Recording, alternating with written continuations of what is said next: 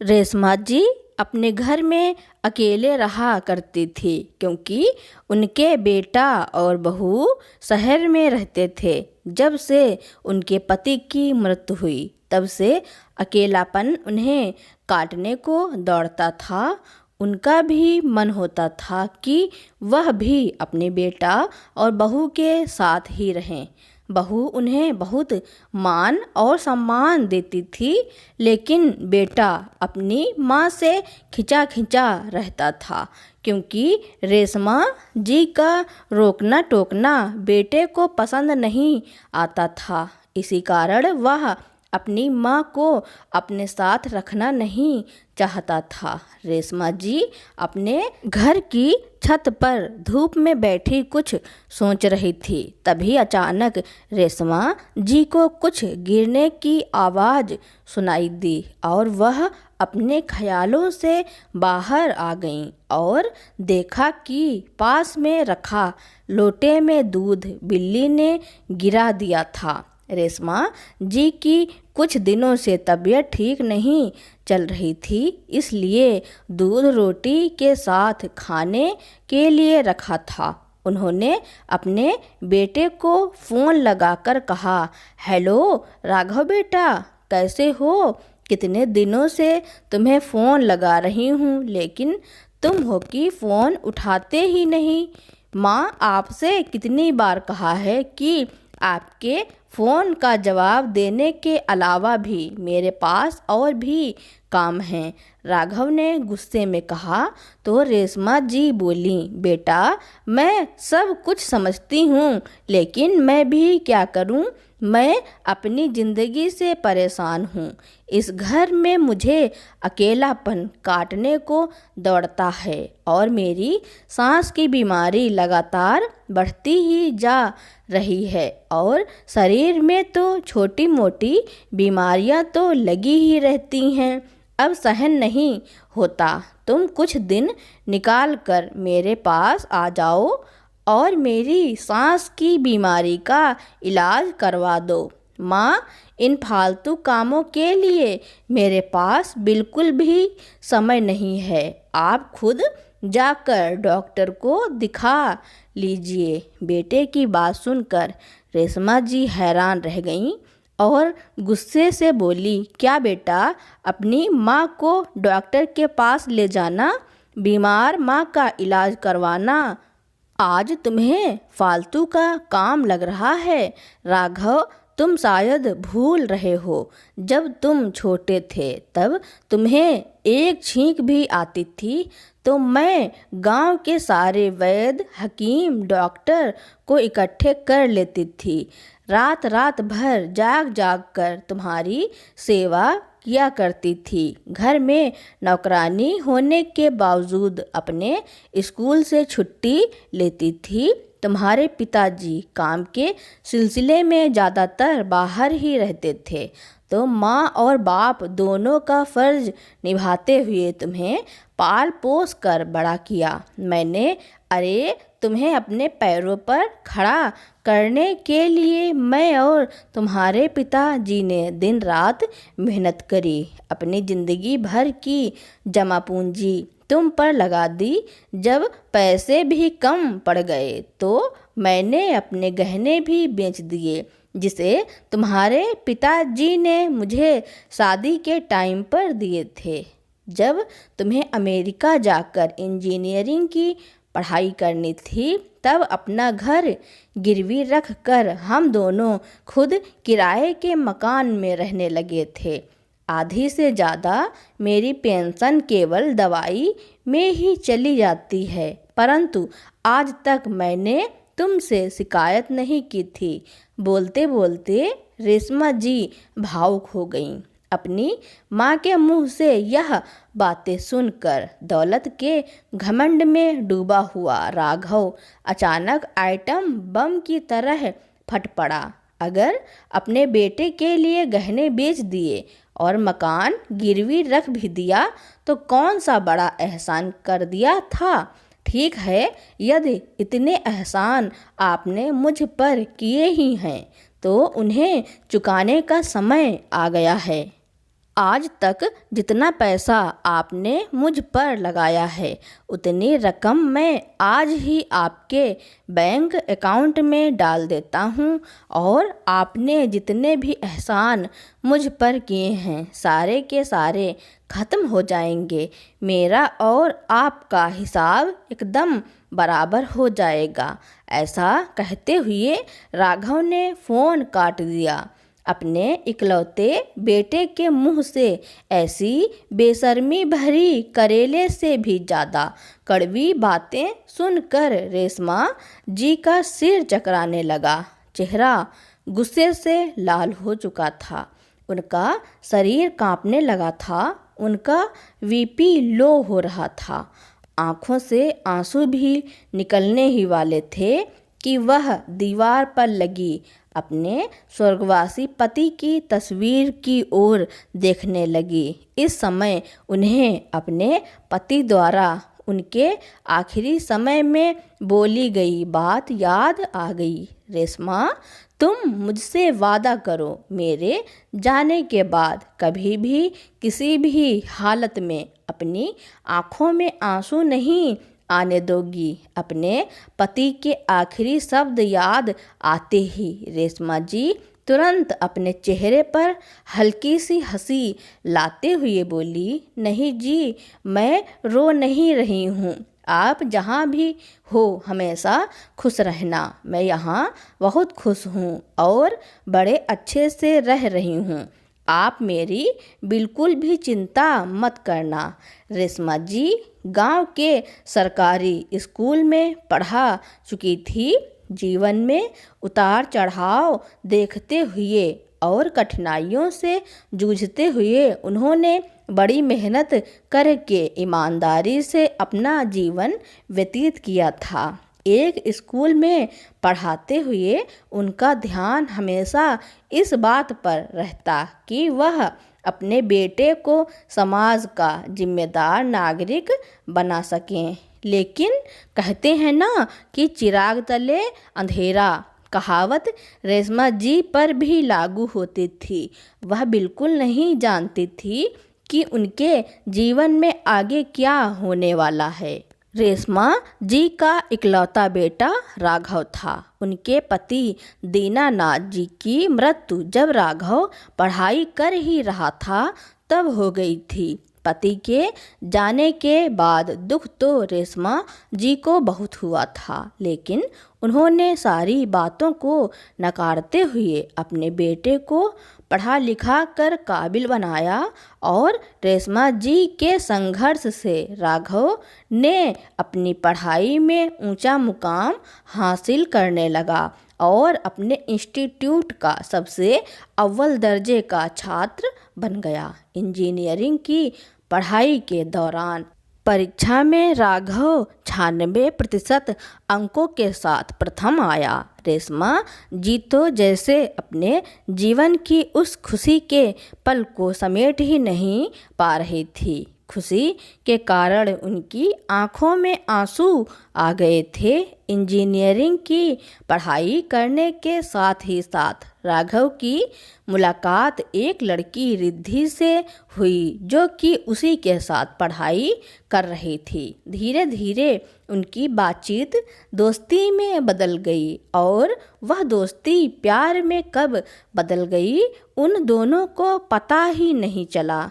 इसके बाद राघव ने फैसला किया कि नौकरी लगते ही अपनी माँ को रिद्धि के बारे में बता देगा। बहुत ही जल्दी इंडिया में उसे बढ़िया सैलरी के साथ बहुत अच्छी नौकरी मिल गई।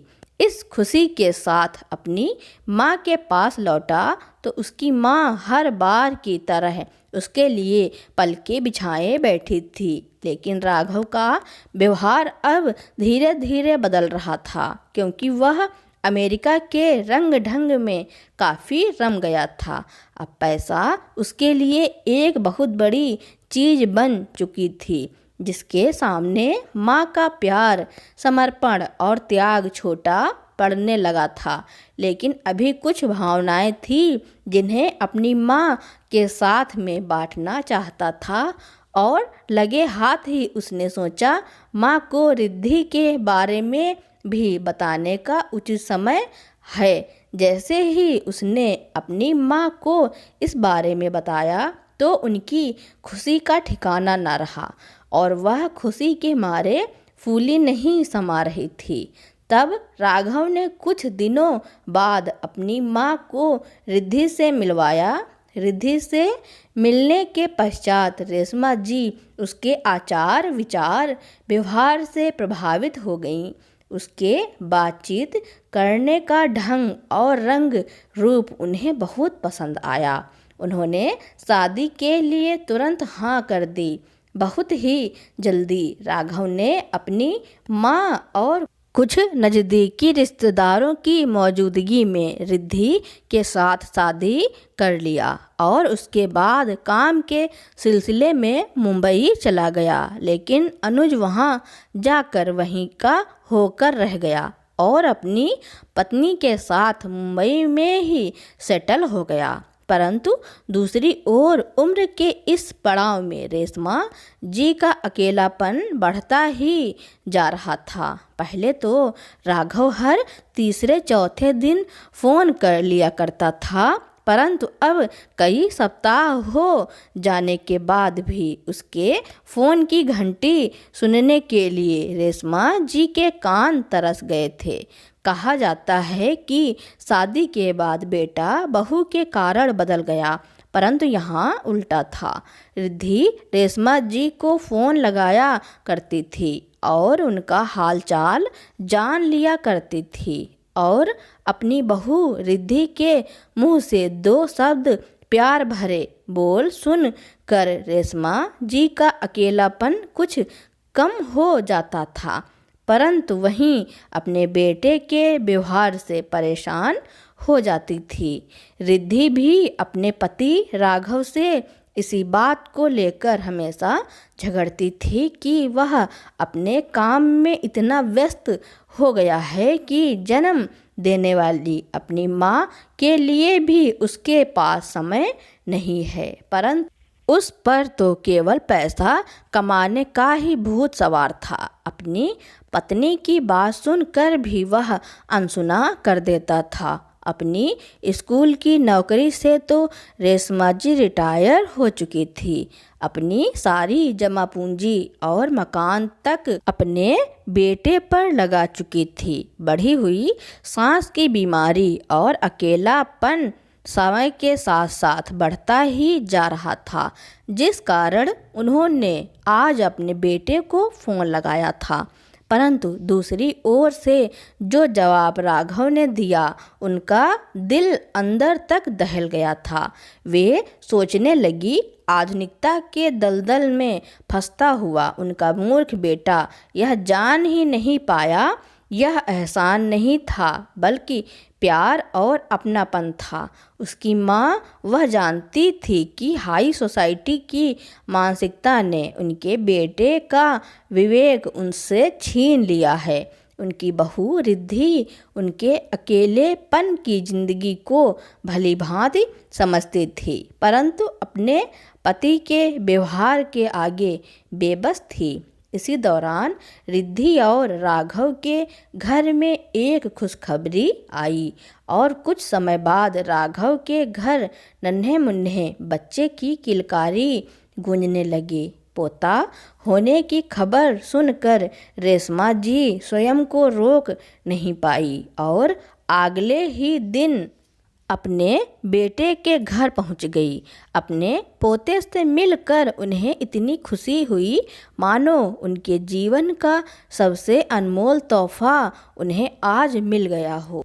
तभी तो कहा जाता है कि मूल से ज़्यादा ब्याज प्यारा होता है। अपने पोते को अपनी गोद में उठाकर उन्हें ऐसा लगा जैसे कि वक्त 30 साल पीछे चला गया हो और उनका छोटा राघव उनकी गोद में हो। बच्चे के नामकरण का अधिकार रिद्धि ने रेशमा जी को दिया और दादी ने उसका नाम कान्हा रखा। उसके प्यार से चेहरे को देखते हुए उनके मन में वात्सल्य और आँखों में खुशी के आंसू आ गए। जब रिद्धि ने यह दृश्य देखा तो उसे बड़ी ही प्रसन्नता हुई, क्योंकि कई सालों के बाद उसने अपनी सासू माँ को इतना खुश देखा था। उनके चेहरे पर एक मुस्कान थी। अब उसने ठान लिया था कि वह उनके चेहरे की इस मुस्कान को कभी फीकी नहीं पड़ने देगी और उन्हें जाने नहीं देगी। करीब 1 सप्ताह अपने बेटे के घर कुछ महीने रहने के बाद जब रेशमा जी ने वापस जाने का सोचा तो रिद्धि ने अपने पति राघव से कहा, सुनो जी, एक बात कहूँ। काफ़ी समय बाद मैंने माँ को हंसते मुस्कुराते हुए देखा है। अपने पोते को पाकर उनके चेहरे पर एक अलग ही रौनक आ गई है। दादी बनने की खुशी उनके चेहरे पर साफ झलक रही थी। मैं चाहती हूँ कि उनका यह चेहरा हमेशा यूं ही मुस्कुराता रहे, इसलिए अब से माँ जी भी हमारे साथ ही रहें तो कैसा रहेगा।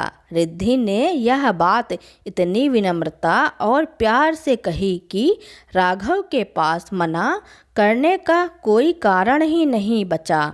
अब रेशमा जी अपने बेटे के घर में मुंबई में ही रहने लगी। अपने पोते कान्हा का साथ पाकर उनकी जिंदगी को एक नई दिशा मिल गई थी। नन्हा कान्हा भी अपनी दादी जी के साथ बहुत खुश होता था। उनकी गोद में आकर वह खिलखिलाने लगता था। समय निकाल कर रिद्धि ने अपनी सासू माँ को सांस की बीमारी के लिए बहुत बड़े डॉक्टर के पास लेकर गई और इलाज करवाया।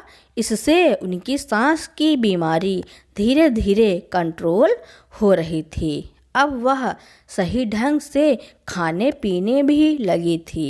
रिद्धि इस बात का पूरा ध्यान रखती थी कि रेशमा जी को उनके घर में रहकर किसी तरह की तकलीफ ना हो। समय बीतने के साथ साथ जैसे जैसे कान्हा बड़ा हो रहा था, अपनी दादी जी के प्रति उसका प्रेम और भी बढ़ता जा रहा था।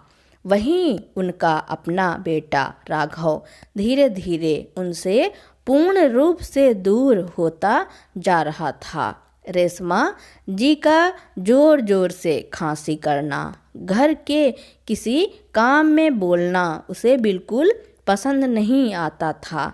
राघव की काम की चिंताएं भी लगातार बढ़ती जा रही थी, जिस कारण एक रात वह शराब पीकर नशे में धुत होकर घर लौटा तो रेशमा जी को यह सब देखकर बहुत दुख हुआ और वह भी आया, लेकिन उस समय उन्होंने कुछ भी नहीं कहा।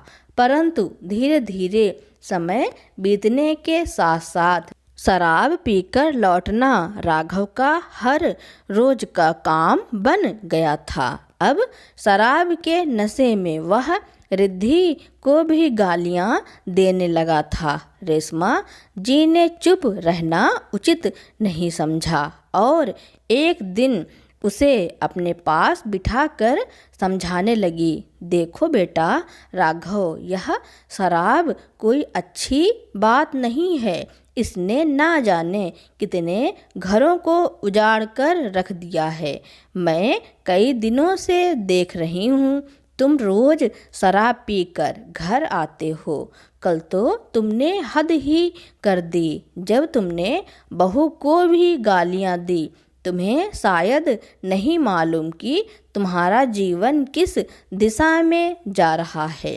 तुम्हारा पारिवारिक जीवन और अधिक खराब ना हो, इससे पहले कि तुम संभल जाओ और नशे से दूर रहो। माँ ने यह बात बहुत समझा कर कहा था, लेकिन राघव को लगा जैसे उसकी माँ की बातें उसकी चिंताएं नहीं केवल उसे ताना मारने और सताने और जताने के लिए ही हैं। ना जाने क्यों वह अपनी माँ के प्यार को पूरी तरह से भूल चुका था। अपनी माँ द्वारा समझाए जाने पर राघव एकदम से भड़का और बोला, माँ आप मेरी ज़िंदगी में कोई दखल ना दें तो अच्छा है। मुझे मालूम है कि मुझे कैसे जीना है, कैसे रहना है और क्या खाना पीना है। मुझे ऐसे इंसान की शिक्षा की कोई आवश्यकता नहीं जिसने अपने जीवन में कोई तरक्की ना की हो। मेरी ज़िंदगी में मैं अपने हिसाब से जीऊँगा, आपके रूढ़िवादी ख़यालात के हिसाब से नहीं। इसलिए अपनी नसीहत अपने पास ही रखें। राघव की इन बातों से रेशमा जी की आंखें आंसुओं से भर गईं, परंतु उन्होंने चुप रहना ही उचित समझा, क्योंकि अब तो उनके पास गांव वाला मकान भी नहीं था जहां वह अकेली रह पाती। उनकी बहू रिद्धि ने भी उनकी ओर देखा और उसकी भी आंखों में आंसू बहने लगे। बाद में उसने एकांत में अपने पति से बात करने की कोशिश भी की, उसे समझाने की कोशिश की, लेकिन रिद्धि को भी महसूस हो चुका था कि उसका पति अपनी तरक्की के नशे में इतना चूर हो गया है। अब तो वह अपनी माँ और बीबी को कुछ समझता ही नहीं था। आए दिन वह गलत लोगों की संगत में पड़ने लगा था और उसे अपने घर व परिवार से कोई मतलब नहीं था। एक दिन उसके पास उसके मित्र का फ़ोन आया कि आज रात उसके घर पर पार्टी है।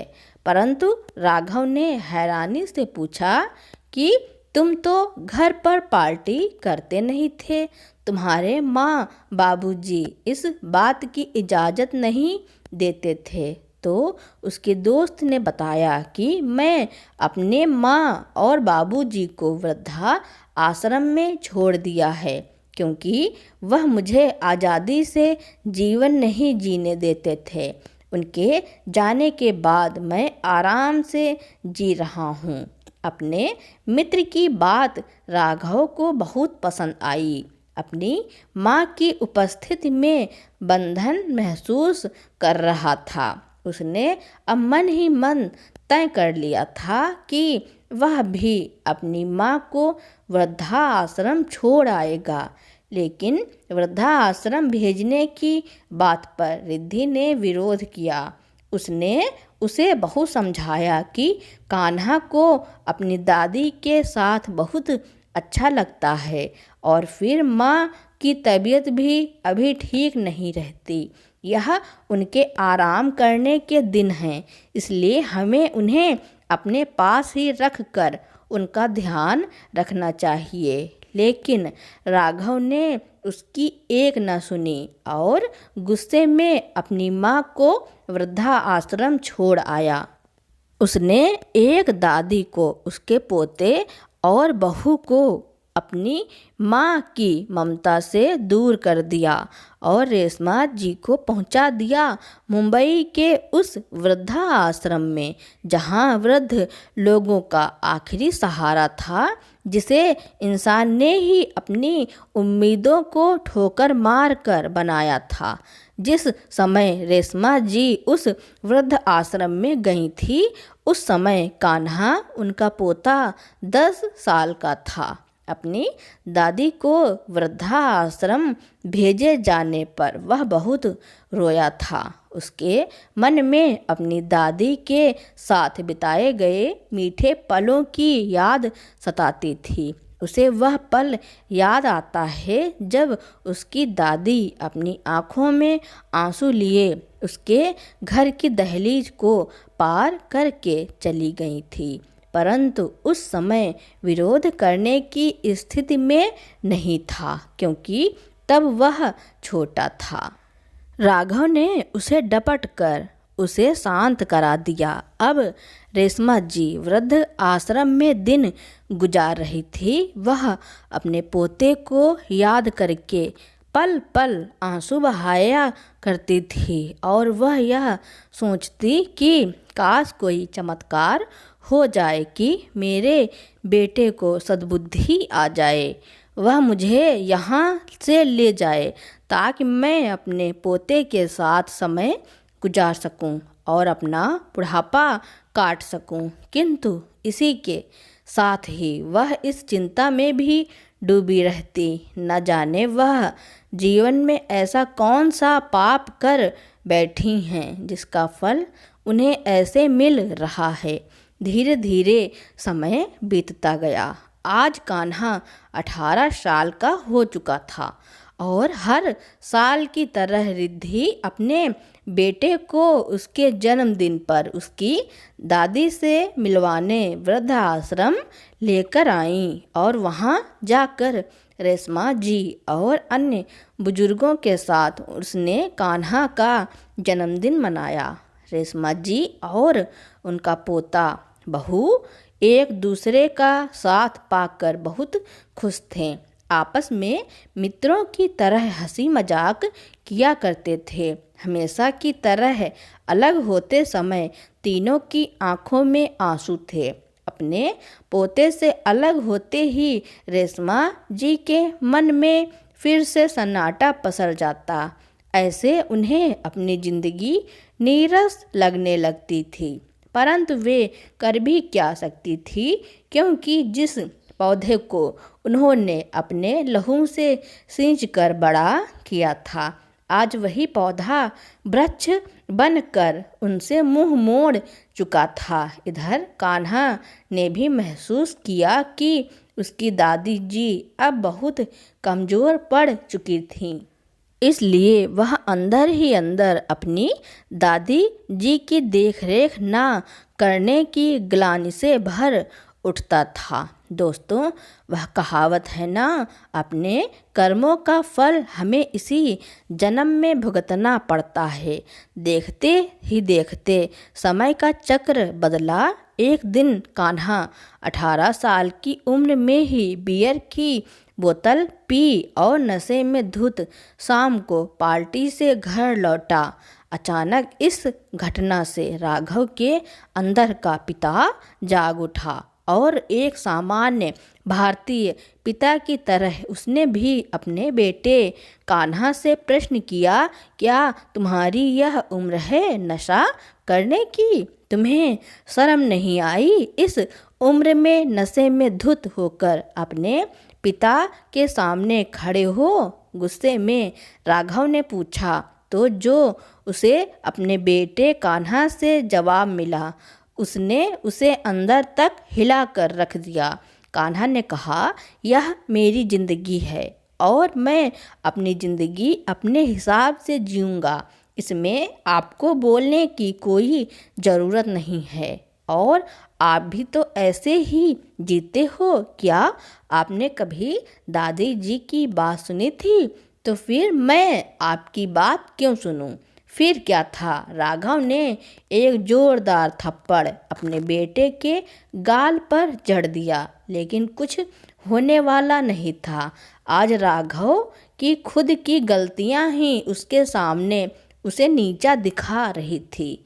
अंदर ही अंदर उसे एहसास होने लगा कि जिस वृद्ध आश्रम में उसकी माँ मर कर जी रही है, वही वृद्ध आश्रम उसका भी इंतजार कर रहा है। कुछ सालों के बाद वह भी अपनी माँ के स्थान पर ही होगा।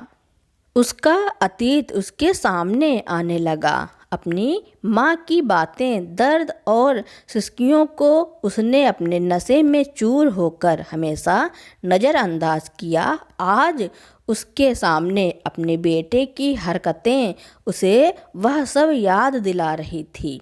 राघव तिलमिला उठा। उधर रिद्धि ने जब अपने पति को गुस्से में तिलमिलाते हुए देखा तो आकर बोली, यदि आपने बबूल का बीज लगाया है तो आप आम की कल्पना नहीं कर सकते। जैसा कर्म आपने किया है फल तो वैसा ही मिलना था।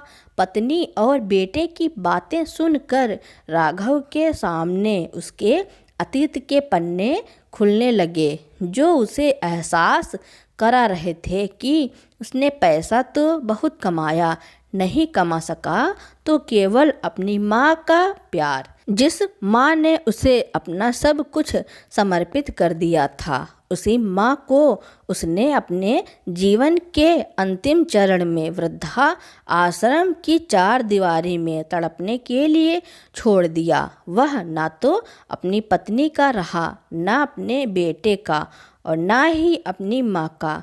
रात हो चुकी थी, सब लोग सो चुके थे, परंतु राघव की आंखों में नींद तो कोसों दूर थी। आज तक उसने जो किया था, उसके साथ आज जो हुआ था, उसके बारे में सोच सोच कर उसकी आंखों से आंसू बहते जा रहे थे।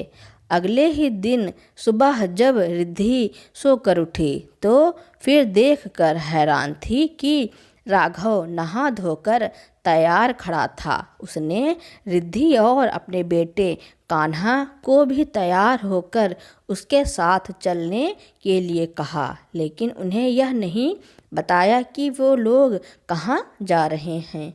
1 घंटे का सफ़र तय करने के बाद राघव ने गाड़ी रोकी तो रिद्धि और कान्हा देखकर हैरान थे कि उनकी गाड़ी उसी वृद्धा आश्रम के सामने खड़ी थी, जिसमें रेशमा जी रहा करती हैं। सभी बाहर निकल ही रहे थे कि राघव तेज कदमों से अंदर चला गया। सामने देखा, एक वृद्ध महिला लाठी का सहारा लेकर लड़खड़ाते कदमों के साथ आंगन में टहल रही थी।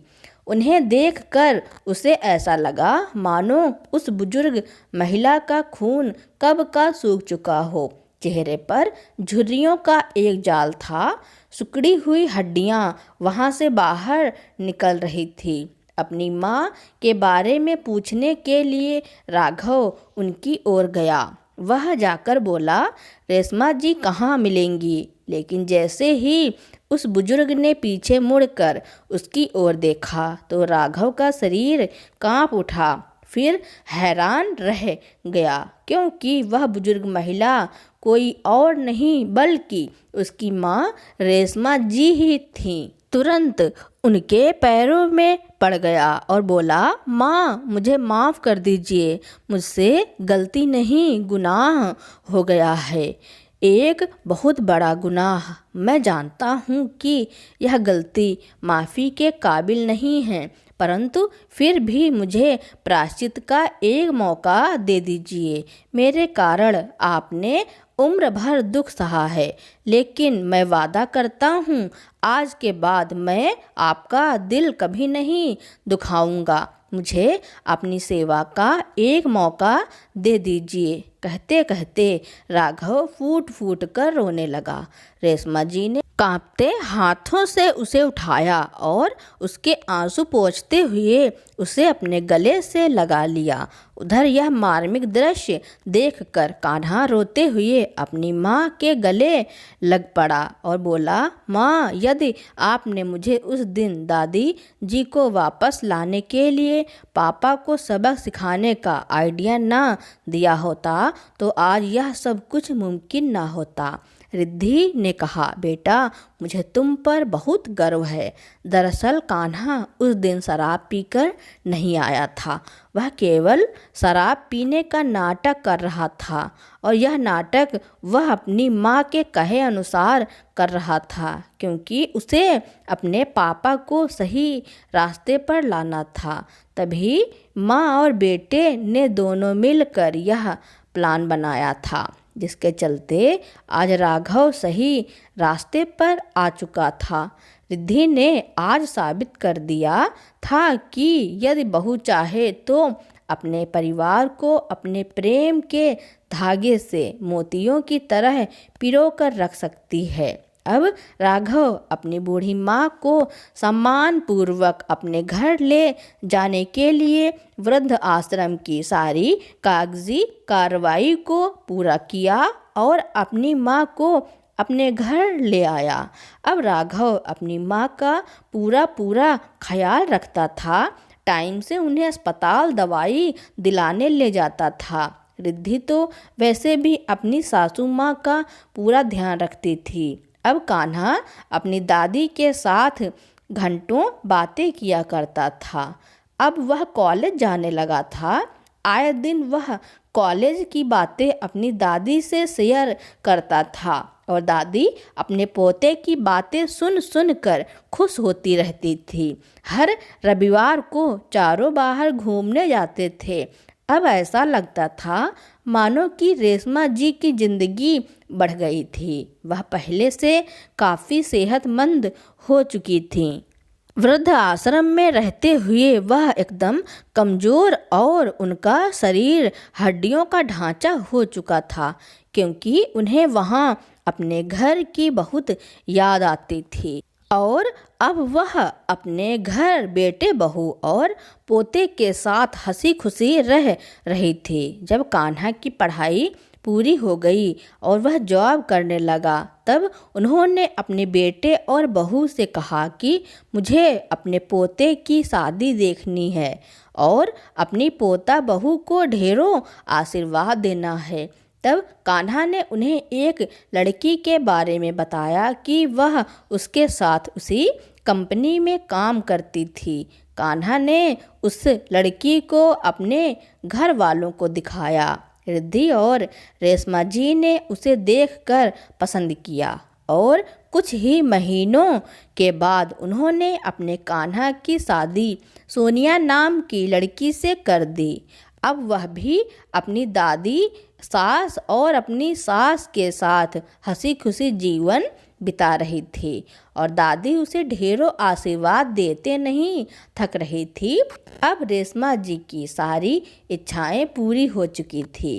अब उन्हें लगता था कि अब अगर मैं मर भी जाऊं तो कोई गम नहीं। तो दोस्तों, इस कहानी के बारे में आपका क्या कहना है और यह कहानी आपको कैसी लगी कमेंट में ज़रूर लिखना। मेरी कहानी सुनने के लिए आपका बहुत बहुत धन्यवाद। अगर आपको मेरी कहानी अच्छी लगती हो या फिर आप मेरे चैनल पर नए हो तो मेरे चैनल को लाइक, कमेंट, शेयर, सब्सक्राइब एवं बेल आइकन का बटन दबाना ना भूलें, ताकि मेरी नई नई कहानियाँ आप तक पहले ही पहुँचती रहें।